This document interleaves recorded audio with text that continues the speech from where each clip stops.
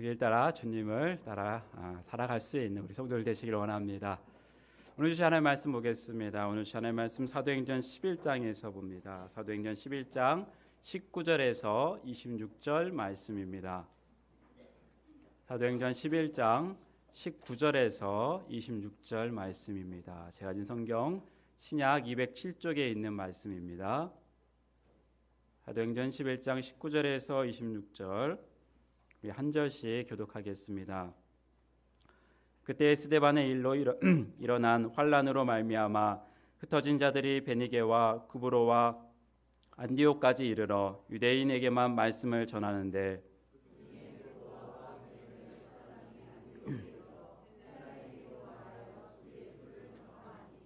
주의 손이 그들과 함께 하심에 수많은 사람들이 믿고 주께 돌아오더라.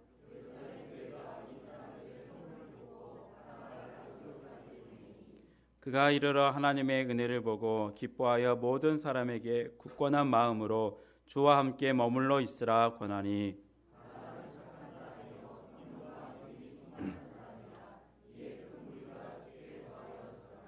바나바가 사울을 찾으러 다소에 가서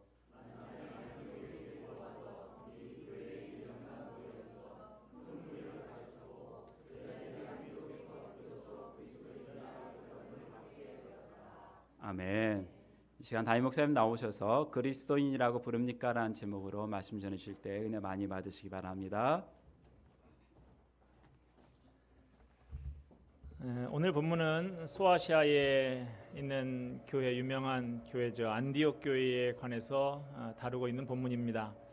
오늘 본문에 나오는 안디옥 교회는 참 좋은 교회요, 역사적인 교회였습니다. 안디옥이라는 도시는 로마 제국에서 세 번째로 큰 도시였습니다. 로마, 또 북아프리카의 알렉산드리아, 그리고 지금의 시리아 땅에 있는 이 안디옥, 이것이 로마 제국의 3대 도시예요. 안디옥 교회가 유명한 이유는 안디옥 교회에서 비로소 그리스도인, 크리스천이라고 하는 말이 생겨나게 되었기 때문입니다. 그전에는 예수를 믿는 사람들이 있기는 했지만 그들이 누구인지를 세상 사람들이 분명하게 알지 못했습니다. 그런데 안디옥 교회가 생긴 다음부터 이 안디옥 교회 교인들을 통해서 예수 믿는 사람들이 어떤 사람인지에 대해서 세상 사람들이 알게 됐어요. 즉 그들은 예수 그리스도에게 붙은 사람들, 예수 그리스도에게 속한 사람들이라는 사실을 알게 되었습니다. 안디옥 교회 도대체 어떤 교회였길래 사람들이 그리스도인이다라고 그렇게 부르게 되었을까요? 어떻게 그런 말들이 생기게 되었을까? 오늘 이 안디옥 교회에 관하여서 함께 살펴보면서 은혜를 나누고자 합니다. 안디옥 교회의 시작은 환란을 경험한 피난 신자들로부터 시작됩니다. 환란으로 인해서 흩어진 피난 신자들이 전도를 해서 이 안디옥 교회를 세우게 됩니다. 19절 말씀 보면 그때의 스데반의 일로 일어난 환란으로 말미암아 흩어진 자들이 베니게와 구브로와 안디옥까지 이르러 유대인에게만 말씀을 전하는데, 안디옥 교회는 예루살렘에서 스데반 집사가 순교당한 그 이후로 큰 환란이 일어나게 되자 그때 흩어졌던 피난민 신자들, 이름도 알려지지 않은 그 평신도들 몇 명이 안디옥에 와서 전도해서 세운 교회였습니다. 하나님께서는 때때로 구원의 복음을 널리 전파하기 위해서 전쟁이라든지 환란이라든지 하는 이런 도구를 사용하시기도 하고 피난민들을 도구로 사용하시기도 합니다. 영국에서 환란에서 종교개혁 이후에 큰 반종교개혁, 카톨릭 그 교권주의자들이 이 개신교 신자들을 1000만 정도를 학살을 했습니다. 어마어마하죠. 유태인들 홀로코스트가 600만 정도라고 하는데 어마어마한 그 일들이 피해 사륙이 벌어졌고, 그 박해를 피해서 흩어진 피난민 신자들이 미국 땅에 건너가서 많은 교회를 세웠습니다. 우리나라에서도 북한의 김일성 정권이 들었으면서 공산당들이 신자들을 많이 핍박하니까 그 흩어진 피난민 신자들이 남한에 와서 많은 교회를 세웠습니다. 영락교회니 충현교회니 성덕교회, 우리 교회 말고 저 서울 남대문에 있는 그 성덕교회 같은 서울에 있는 큰 교회들이 다 그렇게 세워졌던 것이죠. 안디옥 교회는 환란을 통해서 연단된 신앙인들이 세운 교회였습니다. 환란을 경험한 사람들은 마음이 가난해지고 겸손해지고 신앙이 단순해지고 진지해집니다. 신앙은 환란을 통과할 때 자라고 강해지는 것입니다. 환란을 겪지 않으면 그 신앙이 참된지 그렇지 않은지 잘 몰라요. 스데반의 일로 일어난 박해와 환란 때문에 예루살렘에 거주하던 유대인 성도들이 흩어져서 피난을 가게 됐습니다. 베니게와 구브로와 안디옥까지 피난을 가게 됐어요. 그들이 그곳에 가서 무엇을 했습니까? 복음을 전했습니다. 그런데 그들은 아직도 민족주의적인 정서에서 좀 벗어나지 못하고 있었습니다. 마치 베드로가 한동안 민족주의적인 정서, 선입견에서 벗어나지 못했던 것처럼 예루살렘에서 이 안디옥까지 이르는 유대인 피난민 성도들은 이방인들에게까지는 복음을 전할 생각을 하지 못하고 그곳에 살고 있었던 유대인들에게만 복음을 전했다고 했습니다. 그런데 그곳으로 피난 온 성도들 중에 이방 지역 출신 성도들도 있었어요. 바로 구브로와 구레네 지역 출신의 성도들입니다. 바로 그들이 용기를 내서 안디옥에 살던 이방인들에게 복음을 전했다고 했습니다. 20절 말씀 보면 그 중에 구브로와 구레네 몇 사람이 안디옥에 이르러 헬라인에게도 말하여 주 예수를 전파하니 그 전도자들에게 주님께서 함께 하셨습니다. 그래서 안디옥의 수많은 사람들이 예수를 믿고 주께로 돌아왔어요. 안디옥에 드디어 이방인 교회의 기초가 마련이 된 것입니다. 누구에 의해서 마련됐습니까? 박해를 피해서 떠났던 피난민 신자들에 의해서 마련이 됐어요. 참된 교회는 환난 가운데서 나옵니다. 안디옥 교회는 환난을 견딘 그 피난민 신자들에 의해서 세워진 교회였기 때문에 시작부터 좋은 교회, 건강한 교회가 되었고 역사적인 교회가 되었습니다. 안디옥의 그 메시지는 뭐냐? 그들이 안디옥 사람들에게 전했던 메시지는 단순하고 분명했습니다. 주 예수를 전파했다 그랬어요. 이 로마 시대인 당시에 주라고 하는 주인이라고 하는 말이죠. 이 말은 단순히 노예가 상전에게 주인님하고 이렇게 공대하는 그 이상의 의미를 가지고 있는 말입니다. 예수님을 믿던 초대교회의 성도들이 로마 황제 가이사를 향해서 주라고 그 한마디만 고백했어도 그들은 사형에서 면제받을 수가 있었습니다. 그런데 그들이 그렇게 끝까지 굽히지 않고 그렇게 고백하지 않았던 이유는 당시 주라고 하는 개념은 하나님이라는 뜻을 가지고 있었어요. 그래서 가이사를 향해서 로마 황제를 향해서 주라고 하는 것은 황제님이 나의 하나님이십니다. 이런 신앙 고백과 같은 것입니다. 그렇기 때문에 가이사를 주라고 고백할 수가 도저히 없어서 수많은 성도들이 십자가형을 받고 화형을 당하고 맹수의 밥이 되었던 것입니다.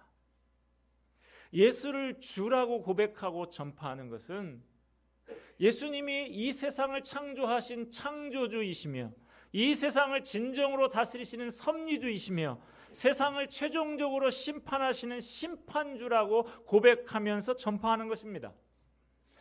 그러면 주라고 하는 것이 그런 뜻이라고 하면 주 예수를 전파했다 그랬는데 예수라고 하는 말에는 어떤 의미가 있습니까? 마태복음 1장 21절에 주의 사자가 요셉에게 현몽해서 뭐라고 말합니까? 아들을 낳으리니 그 이름을 예수라 하라. 이는 그가 자기 백성을 그들의 죄에서 구원할 자이심이라 그랬죠. 이 예수라는 말은 구원이다라고 하는 뜻을 가지고 있습니다. 그러니까 오늘 본문에서 주 예수를 전파했다 그랬는데 이 짧은 말 속에 복음의 핵심이 담겨 있습니다. 예수님은 창조주요, 섭리주요, 심판주이시고 구원자이시다라고 하는 그 고백이 이 주 예수라는 말에 담겨져 있다는 겁니다. 교회가 고백하고 교회가 전파해야 될 핵심이 바로 이것입니다. 앞으로 우리 자녀들이 살아갈, 우리의 다음 세대들이 살아갈 이 세상은 얼마나 더 악해질까 모르겠습니다. 말세에 고통하는 때가 이른다고 했는데 우리 자녀들이 아마 고통의 때를 살아가게 될 것입니다. 내가 잠 안 자고 먹을 거 안 먹고 애써서 그렇게 모아둔 돈들이 우리 자녀들을 타락시키는 데만 도와줄지도 몰라요. 영적으로 더 건강하게 사는 데는 내가 물려주는 잡다한 유산들이 아무런 도움이 되지 않을 수도 있습니다. 그러므로 우리의 다음 세대들을 향해서 우리가 고백하고 전파하고 물려줘야 할 것은 주 예수라고 하는 고백인 것입니다. 그 외에 우리가 그들에게 더 이상 줄 것이 없어요. 주 예수를 전파하는 것이 교회가 교회다워지는 것입니다. 주 예수가 전파될 때 세상이 제 자리를 찾아갈 수 있습니다.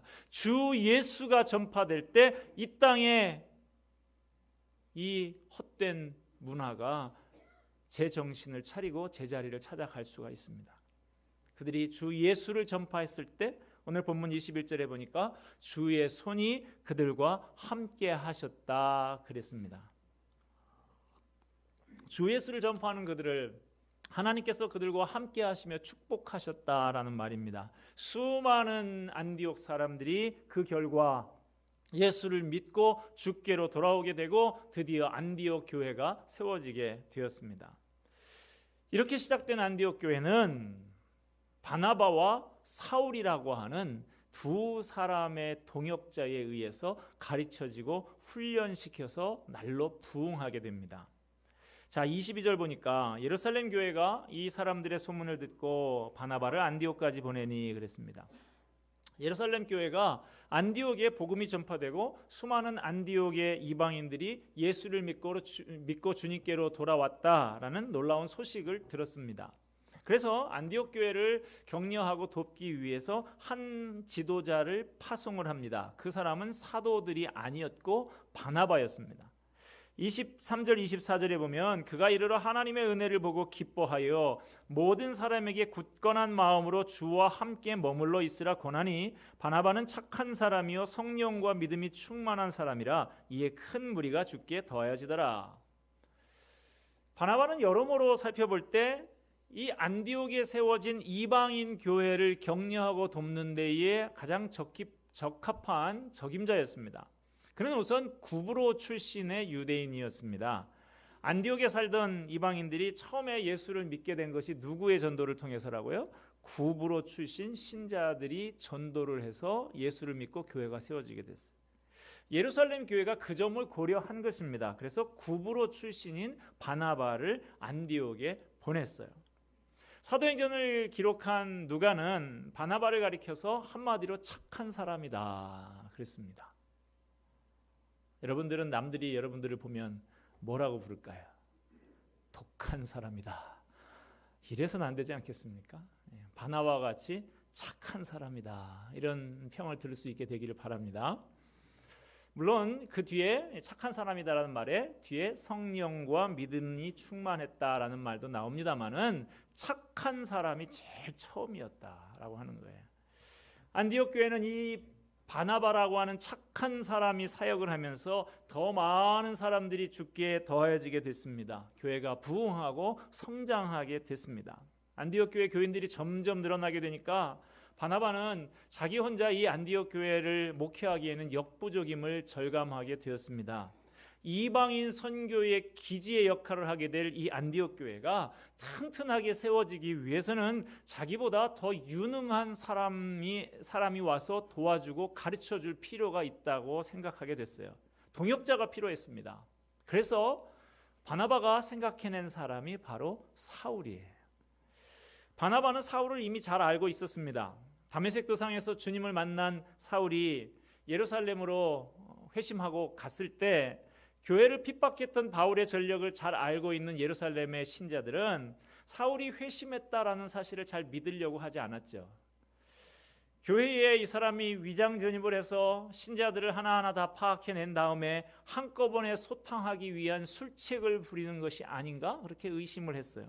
그때 이 사울을 데리고 다니면서 그렇지 않다, 이 사람 믿을 만한 사람이다, 주님을 만난 체험이 있는 사람이다, 성령 받은 사람이다, 그렇게 사람들에게 보증을 서줬던 사람이 바로 바나바였었죠.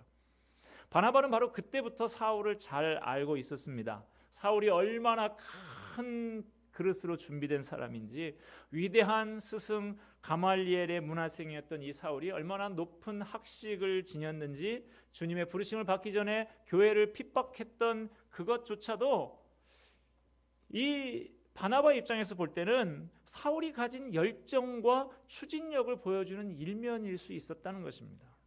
이런 탁월한 능력을 지닌 사울을 자신의 동역자로 청하면 바나바 입장에서는 어떻게 될까요? 이 안디옥 교회에서 바나바의 영향력이 좀 줄어들게 될 가능성이 높았습니다. 그런데도 바나바는 다소까지 사울을 찾아갑니다. 안디옥에서 다소는 175km 정도 되는 곳입니다. 교통수단이 발달되지 않아서 도보로 가야 했던 그 시절에 175km는 절대로 가까운 거리가 아닌 것이죠. 본문 25절 26절입니다. 바나바가 사울을 찾으러 다소에 가서 만남에 안디옥에 데리고 와서 둘이 교회에 1년간 모여 있어 큰 무리를 가르쳤고, 사울을 만난 바나바는 그를 설득해서 안디옥으로 데려왔습니다. 그래서 두 사람이 1년 동안 안디옥에서 공동 목회를 하는 거예요. 바나바와 사울 두 사람이 함께 협력하고 동역해서 안디옥 교회 신자들을 가르쳤습니다. 이렇게 두 사람의 지도를 받으면서 안디옥 교회는 더욱더 부흥하고 더욱더 성장하게 되었습니다. 하나님께서는 교회에 여러 동역자를 세워서 협력 사역을 하게 해서 교회를 골고루 자라게 하십니다. 한 사람이 모든 것을 다 할 수가 없어요. 한 사람이 모든 은사를 다 가지고 있지 못하기 때문에 골고루 가진 그 은사를 가지고 은사대로 사역을 해야 교회가 건강하게 균형 있게 잘 자랄 수 있는 것입니다. 바나바는 이미 소개된 대로 착한 성품의 사람이었습니다. 사울은 열정이 있는 사람, 주님을 만난 그 뜨거운 체험이 있는 사람이고, 이방인 선교에 대한 열정을 가진 뜨거운 사람이었습니다. 이런 각자의 장점을 가진 두 사람이 1년 동안 한 교회에서 그렇게 이방인 신자를 가르쳤다는 것이죠. 그래서 많은 사람들이 주님께 돌아오고 교회가 점점 더 부흥하고 교회가 점점 균형 있게 건강하게 성장하게 되었다라고 하는 것입니다. 생각해 보면 바나바는 어떤 사역을 감당했을까요? 마음이 찢겨져 있는 사람들, 가정의 불화로 인해서 상처를 받은 사람들, 이 착한 인격자 바나바가 찾아가서 신방사역하고 위에서 기도해주고 할 때 그 마음이 치료를 받아서 주께로 돌아오게 되었을 것입니다.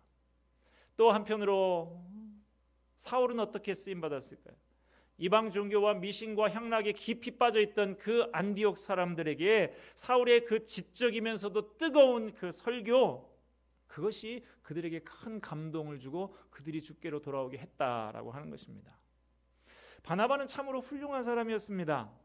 자기보다도 더 유능한 사람을 찾아서 자기와 함께 설교하고 자기와 함께 가르치고 함께 목회하게 한 사람이었어요. 여러분, 보통 목회자들이 자기보다 더 유능한 사람을 자기 교회에 잘 데려오려고 할까요? 안 데려오려고 할까요? 어떻게 이렇게 잘 아십니까? 일반적으로는 나보다 설교를 더 잘하고 더 가르치기를 잘하는 사람 자기 교회를 잘 데려오려고 하지 않는 것이 일반적입니다. 그런데 바나바는 그렇지 않았다는 거예요. 이것이 참 존경스러운 모습입니다. 아름다운 동역을 이룬 지도자였어요. 저도 이렇게 목회를 하고 싶은 마음이 참 간절합니다.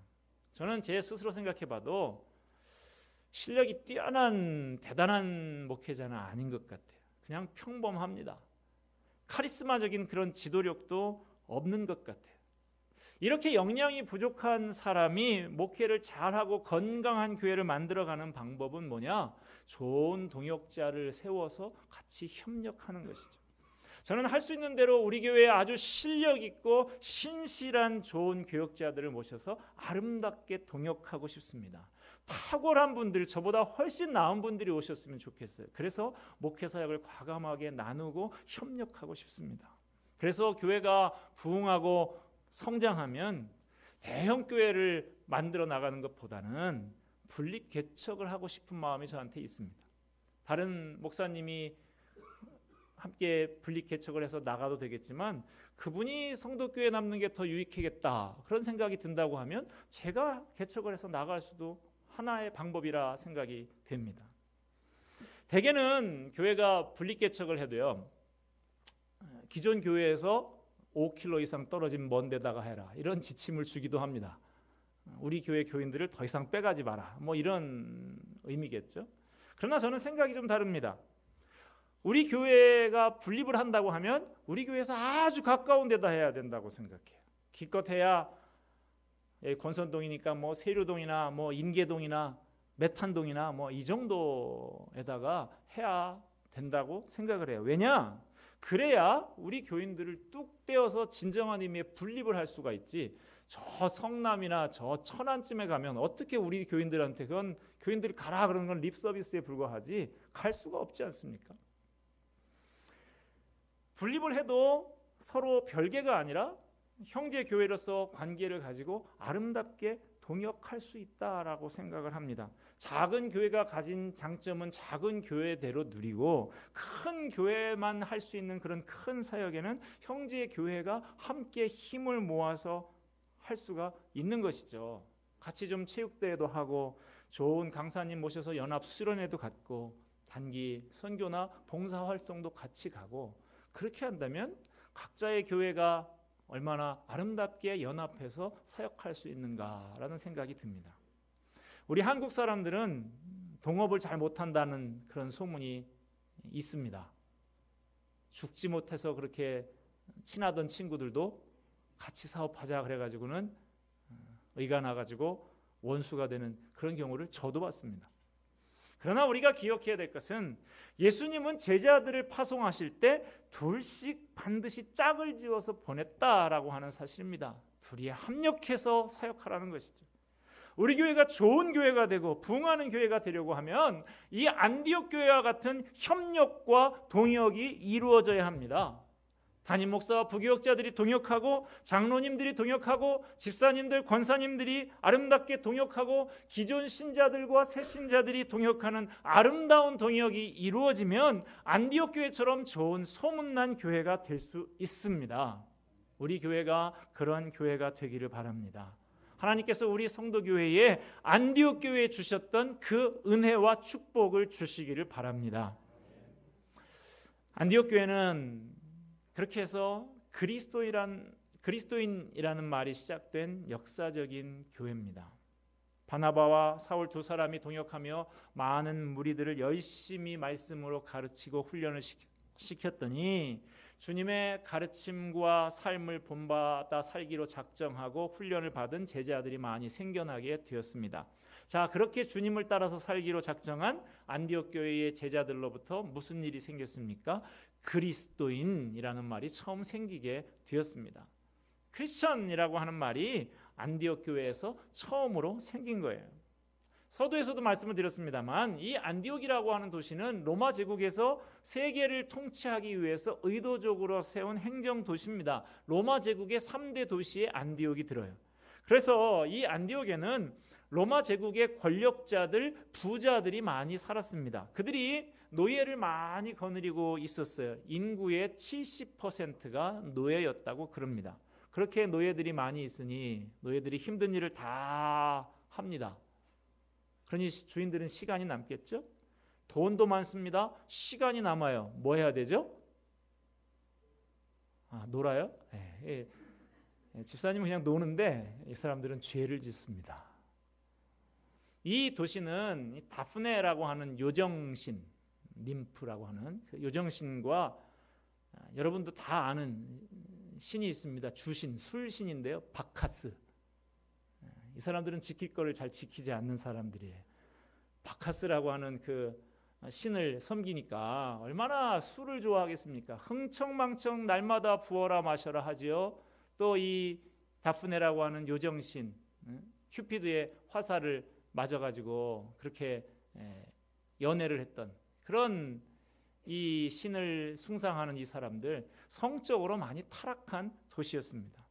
그래서 이 도시는 날마다 흥청망청 성적으로 타락이 만연한 도시였던 것이죠. 그런데 이렇게 타락한 도시 안디옥에 주 예수의 복음이 전파되고 그 복음의 말씀으로 가르치고 훈련을 했을 때 사람들이 바뀌기 시작했다는 것입니다. 그렇게 사람의 삶이 바뀌니까 그 안디옥 사람들, 그 그리스도인들을 보고 안디옥 세상 사람들이 보기를 그리스도인이다 그렇게 불렀다는 것입니다. 이 그리스도인이라고 하는 말은 당시 사람들에게는 썩 좋은 의미의 말은 아니었어요. 요즘 말로 하면 예수쟁이, 예수에 미친 것들, 뭐 이런 정도의 의미를 가진 말입니다.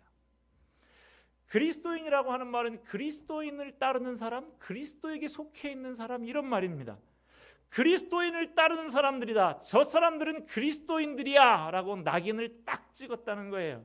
좋은 말로 하면 저 인간들은 우리하고는 완전히 다른 사람들이야, 쟤네들 앞에 가면 술맛이 딱 떨어져, 이렇게 인정을 받은 사람이었다는 거예요. 하나님의 말씀은 살아있고 능력이 있습니다.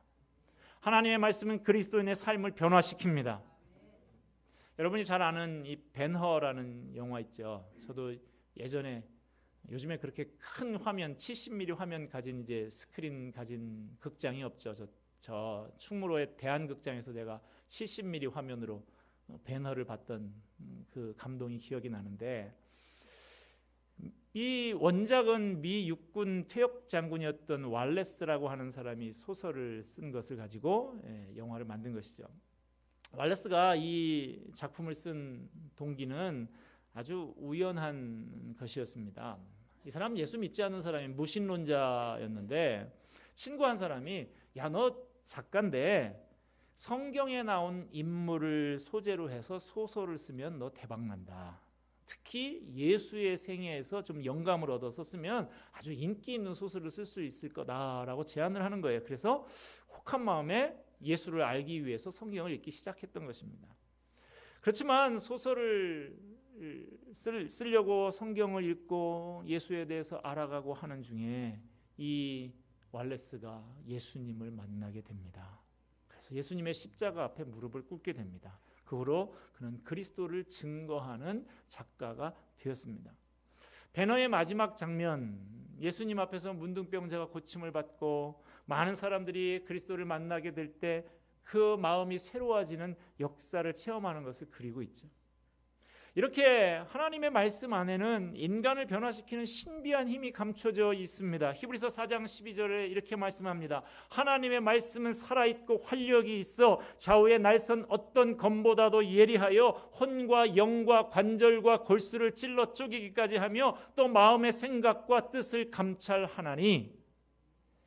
그러므로 하나님의 말씀을 배우고 하나님의 말씀에 순종하고 하나님의 말씀으로 훈련받아야 그리스도인답게 살 수 있는 것입니다. 바나바가 사울을 안디옥에 데리고 와서 두 사람이 교회에서 1년간 말씀으로 많은 사람들을 가르쳤습니다. 예수님을 믿은 사람들이 하나님의 말씀을 배우고 그 말씀에 순종하는 삶을 살게 될 때 그들의 삶이 그리스도인의 삶, 그리스도를 닮은 삶으로 변화됐고 주변 사람들이 그래, 저 사람들은 그리스도인이다 라고 인정하지 않을 수 없게 된 것입니다. 오늘 사회에는 그리스도인인데도 불구하고 교회에 집사 직분 떡하니 가지고 있는 사람인데도 불구하고 세상으로 딱 가면, 직장으로 가면 나는 그리스도인이 아닌 척하고 살아가는 사람들이 많이 있습니다. 예전에 제가 그 직장 사역을 몇 개 직장에서 했었었는데, 예전에 여의도에 있는 그 증권사 그 객장에서 다 그 손님들 나가고 나서 앉아가지고 그 증권사 신호회원들하고 같이 예배드리고 성경 공부하고 그러던 시절도 있었는데요.